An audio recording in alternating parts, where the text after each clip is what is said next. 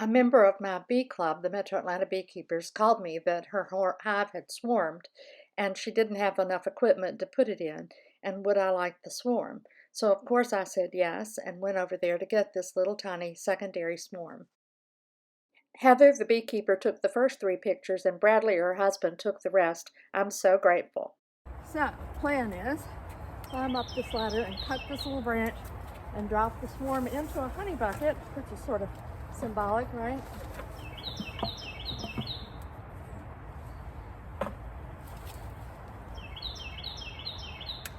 I think it might be better to just shake them. Let's see.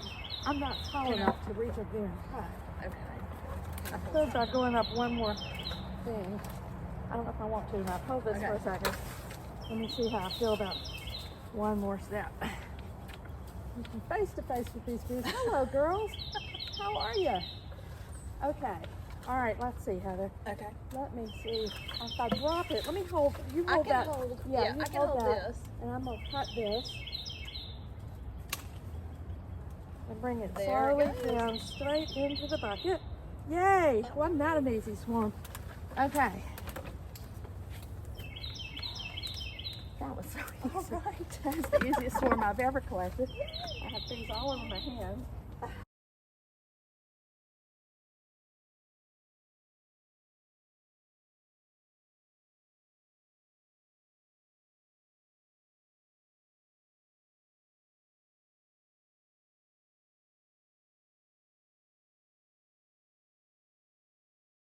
I don't have a lot of drawn comb in my life because I do crush and strain, and because I let my bees build their own comb on foundationless frames. But I have a few frames of drawn comb that I got from a hive that died last year, so I'm going to put them in here to help this hive get started. That's a frame of drawn comb, so I'm just moving it over, and I'm going to put this one in. This last one I'm not going to put in. I brought it over from the hive, but before I discovered better frames. See, this one is a partially wax moth eaten frame of comb. This is still good wax. The wax moths didn't destroy it. Destroyed wax moth comb feels crumbly in your hand, like over here. This is crumbly. It isn't gonna be able, they wouldn't be able to use it. They'd have to take it out, clean out, and start over. So I'm not gonna put this one in. It's just really added work for them. But they now have 3 frames of drawn comb. There's really not any other drawn comb in here. But hives that swarm take in a lot of honey before they go to give them the resources to make wax. This is an empty nuke box. I'm going to put it on the top as a funnel. It's not a good nuke box. It has a big old hole right here, so it's not a nuke box that I can use as a nuke box, but it's something that I can use for jobs like this. It's less than 50 degrees today. Right now it might be right at 50. It's hard for bees to fly when it's under 50, although all my hives have flown a little under 50, but that is what they say. And because it's under 50, these bees are very quiet and not moving much. Here is how tiny this swarm is. I'm going to show you. Now I could shake it into the box, or I could let them walk up a ramp, but I think I'm going to shake it into the box because they are so little and because it's so cold. I want to make sure they do go into the box, and it's cold enough that they may not feel like moving. So I'm going to take the hive cover off, put it right by the door so that the bees that are on it will go in, and I'm going to take out the piece of old comb that's in my swarm collection box. I'm going to lay that right here so those bees can go into the hive. And now I'm going to dump these bees. I'm not quite sure how. I could pick up the branch that they're on, but I think I'm just going to dump them. So here we go. I'm going to pour them in. Most of them went. And I'm going to go bang with this on the ground and pour them in. I'm going to leave this sitting upside down for a few minutes. The branch.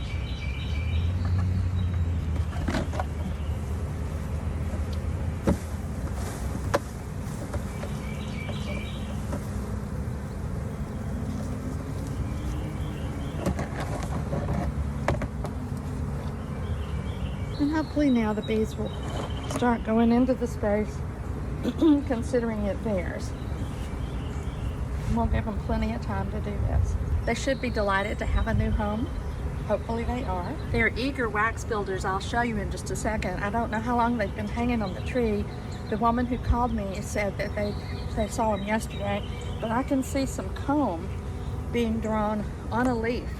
So they may have been there a couple of days. You know, bees that swarm are eager to draw comb.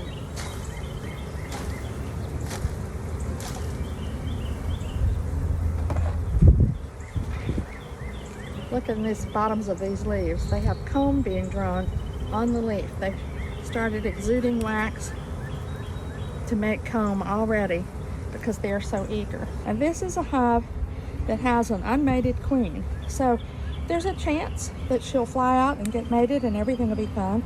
There's also a chance that she won't get back. A bird will eat her, who knows.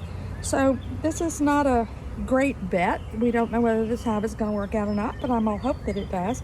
And it's kind of fun to have a little, I love having a nuke. The good news about these bees is that the woman that had the hives did not treat her bees last year. She got them from a beekeeper who does treat his bees, but I'm thrilled to know she didn't treat them and they lived through the winter. So maybe these bees will do just fine. And they were strong enough to produce two swarms, a primary swarm and now a secondary swarm. And I'm going to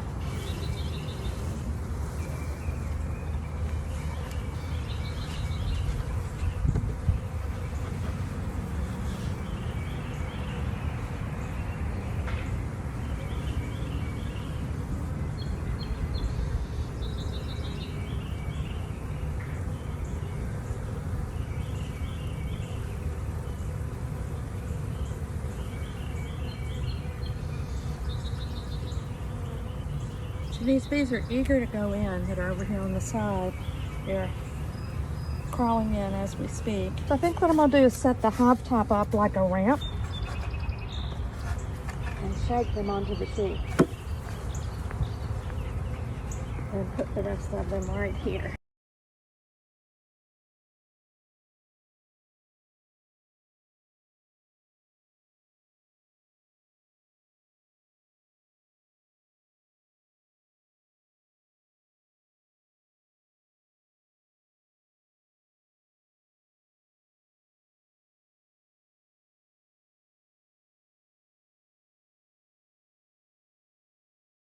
They're getting there though. This is a much smaller group than there was. You can see these bees doing the Nasonov thing and that one too. They put their butt in the air and fan their wings like crazy to send the Nasonov smell. Their sister bees saying, come here, mom's here, come here. There's another one right in the center of the pile doing the same thing. This is in slow motion to show you how the bees open up their Nasonov gland at the back end of their tail and fan to push the pheromone that they are emitting into the air to tell their sisters that the queen is in the hive. You can see a number of them with their tails up in the air and see that sort of liquidy looking open gland at the very tip end of their body.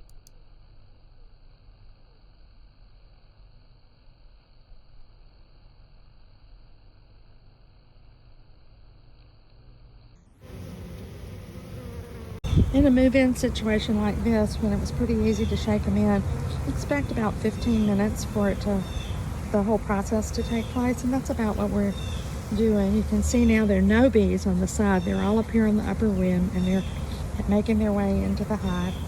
As soon as this group is cleared out, I'm going to show the top. And there are not nearly as many bees swirling around as there were.